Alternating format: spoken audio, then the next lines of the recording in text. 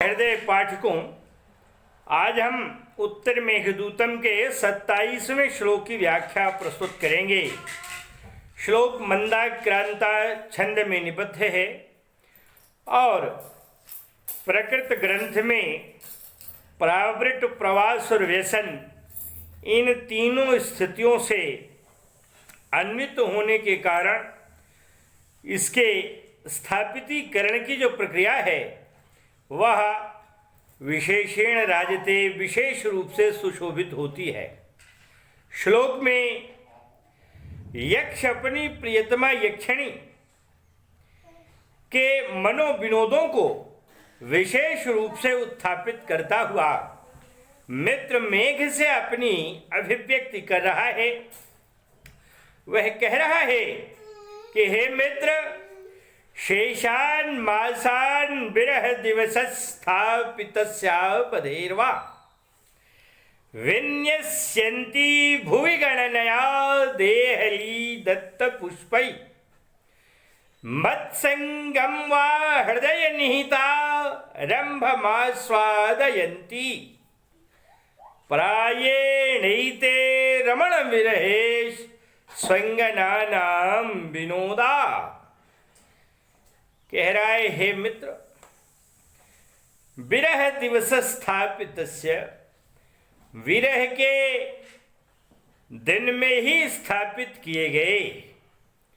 विरह का जब दिन आया अर्थात स्वामी कुबेर से अभिशप्त हुआ यक्ष साल भर के लिए, और वहां घर से निकलकर जब चलने लगा तो फिर ऐसी स्थिति में उसकी प्रियतमा यक्षिणी ने समझ लिया कि साल भर का यह विरह है, इसलिए जितने दिन थे उतने दिनों के अनुसार उसने पुष्पों को उठा करके रख लिया। वहाँ तो स्वर्ण पुष्प बताए गए हैं, वहाँ कभी न मुरझाने वाले पुष्प बताए गए हैं, वहाँ तो 12 मासी भी पुष्प बताए गए हैं। इसलिए साल भर के अनुसार, साल भर में जितने दिन होते हैं उन दिनों के अनुसार गिनती करके एक गणना के द्वारा उसने सारे फूलों को इकट्ठा करके देहली पर रख लिया। और जैसे जैसे दिन घटते जाते थे वैसे वैसे फूलों को हटाती जाती थी एक एक करके, और फिर गिनती जाती थी कि अब कितने बचे, अब कितने बचे, अब कितने बचे। तो इस आधार पर कवि ने कहा है, कवि ने, महाकवि कालिदास ने यक्ष ब्याज से अपनी बात कही, का विरह दिवस स्थापितस्य, विरह के दिवस माने दिन के, दिन में स्थापित से स्थापित किए गए अर्थात निश्चित किए गए कि इतने कुल दिन हैं और इतने में साप की समाप्ति हो जाएगी। तो इसलिए विरह के दिन निश्चित किए गए। अवधेह शेषान मासान, जो अवधि है उसके शेषान मासान माने बचे हुए महीनों को, जो 12 महीने का शाप है उसमें से जितने दिन बीत गए हैं और उसके बाद जितने दिन बचे हुए हैं उन माने अवधेह, अवधि के अर्थात साल भर की जो अवधि है उसमें से शेषान मासान, जो बचे हुए महीने हैं।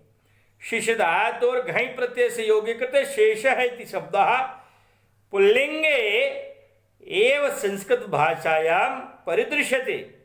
तो कहा शेषान मासान, बचे हुए महीनों को देहली दत्त पुष्पैहि, देहली पर दत्त, दा के स्थान पर ददादेश हो जाता है, एक प्रत्यय परे रहते, तो इसलिए एक प्रत्यय वहां बाद में है, हो गया दत्त। देहली दत्त माने देहली पर रखे गए, देहली पर दिए गए अर्थात रखे गए पुष्पैहि, फूलों से, गणनया, गणना के द्वारा उन फूलों के अनुसार गिनती करती हुई गिनती के द्वारा भूय विन्यस्ती, उन्हें जमीन पर रखती हुई, माने गिन गिन कर जमीन पर रखती जा रही है कि अब कितने दिन शेष बचे हुए हैं। तो शेषान मासान, शेष महीनों को देहली दत्त पुष्पी, देहली पर रखे गए फूलों से गणनया, गणना के द्वारा भूई, भू शब्द है, भू भुव भुवः रूप चलता है, सप्तमी विभक्ति के एक वचन में बनता है भूई, माने जमीन पर विन्यस्यन्ती, विन्यस्त करती हुई, रखती हुई, वा अथवा या तो उसे रख रही होगी मित्र मेघ, जब तुम प्रियतमा यक्षिणी के पास पहुंचोगे तो उसकी तमाम स्थितियों का अवलोकन करोगे और उनके उन स्थितियों के क्रम में वह तुम्हें या तो फूल गिनती हुई दिखेगी और या फिर हृदय निहितारंभम, हृदय में निहित माने धारण किए गए, नि उपसर्ग धा धातु है, धा के स्थान पर दधा तेरी ही से ही आदेश हो जाता है क्त प्रत्यय, तो बना निहित का हृदय में धारण किए गए आरंभम माने आरंभ को, मत संगम माने मेरे साथ आस्वादयंती, आस्वाद युक्त होती हुई, आस्वाद करती हुई, मैंने या फिर वह हृदय में आरंभ करके अर्थात हृदय में कल्पना आदि के द्वारा मत संगम मेरे साथ का, अर्थात मेरे साथ संपन्न होने वाले जो संभोग आदि हैं, परिचुंबन आदि हैं, इनका आस्वादयंती, आस्वाद लेती हुई।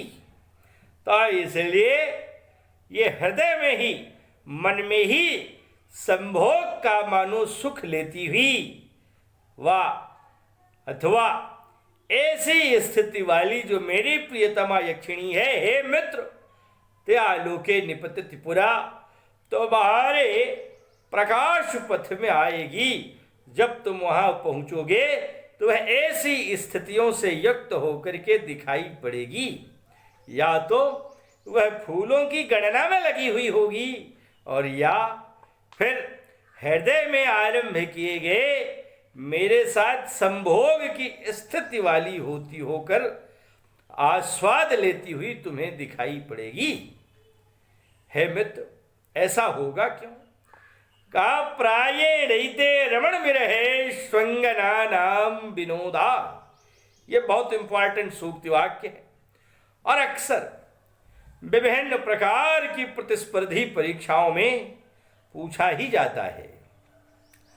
तो कहा, हे मित्र, प्रायेण अक्सर रमण विरहेषु, रमण, रमण मन प्रियतम, प्रेमी, जो प्रेमी हैं, प्रियतम हैं, उनके विरहेषु, विरह की अवस्था में, अर्थात जब प्रेमी नहीं होते, जब प्रियतम नहीं होते, उनका विरह हो जाता है।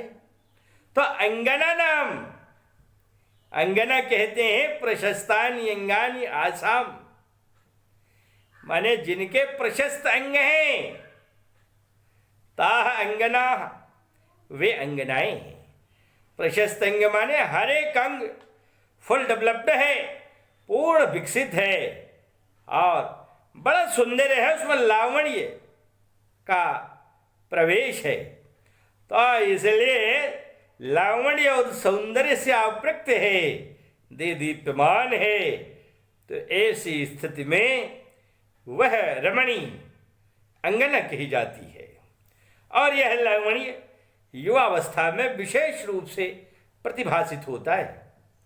इसलिए कहा, हे मित्र, रमण विरहेषु, जो रमण मन प्रियतम हैं, उनके विरहेषु, विरह की स्थितियों में उनका जब वियोग हो जाता है, वे सामने नहीं रहते, कहीं चले जाते हैं, तो ऐसी स्थिति में अंगना नाम, जो रमणियां हैं, अंगनाएं हैं, उनके लिए एते विनोदा भवन्ति, एते विनोदा सन्ति, यही विनोद हुआ करते हैं, ऐसे ही वे विनोद किया करती हैं।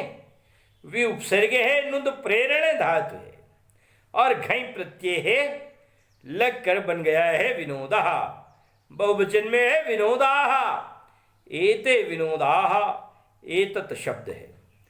तो कहा ये विनोद है। ये बात जनरल है, सामान्य है, और सामान्य के द्वारा यहां विशेष का समर्थन किया जा रहा है।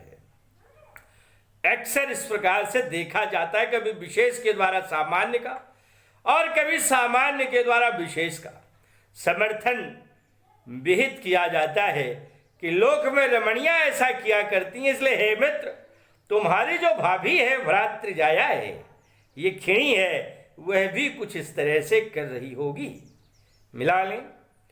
का विरह दिवस स्थापित, विरह के दिन में निश्चित किए गए अवधेह शेषान मासान, अवधि को जो शेष महीने हैं, बचे हुए महीने हैं, उनके दिन हैं, उनको देहली दत्त पुष्पई ही, देहली पर रखे गए फूलों के द्वारा, गणनया, फूलों से गणनया, गणना शब्द है तृतीया एक वचन रमा की तरह रूप चला, गणनया गिनती के द्वारा, भूय विन्यस्यन्ति, जमीन पर रखती हुई तुम्हें दिखाई पड़ेगी।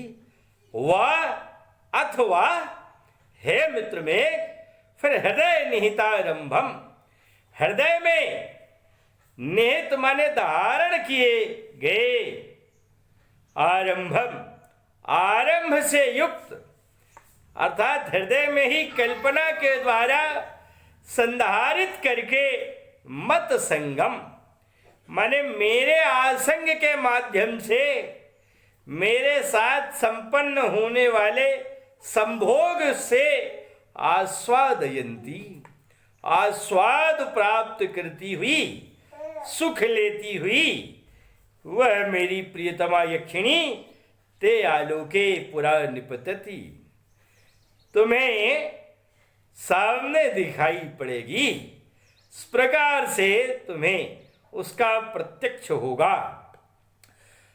तो इस प्रकार से वह विरही यक्ष मित्र मेघ से ये दोनों ही बातें अनुक्रमिक रूप में कहता है कि या तो वह पुष्प गणना कर रही होगी कि अब कितने दिन बचे, अब कितने दिन बचे, और उसे से अपनी ढाढ़स बंधा रही होगी, और या फिर चूंकि साक्षात विकल्प नहीं है, अतएव वह मेरे साथ संपद्यमान जो संभोग की स्थिति है उसका आस्वाद कल्पना के रूप में ही, कल्पना जनित स्थिति के द्वारा ही ले रही होगी। ऐसी वह प्रियतमा हे मित्र में तुम्हें दिखाई पड़ेगी। प्रायः, क्योंकि अक्सर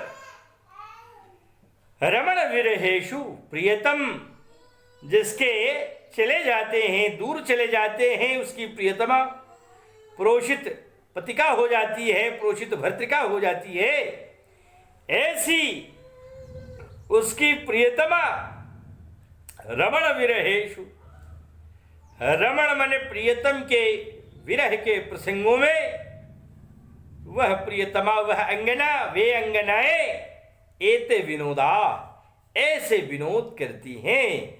उन अंगनाओं के इसी तरह के विनोद होते हैं, मन बहलाव के ये स्रोत बनते हैं।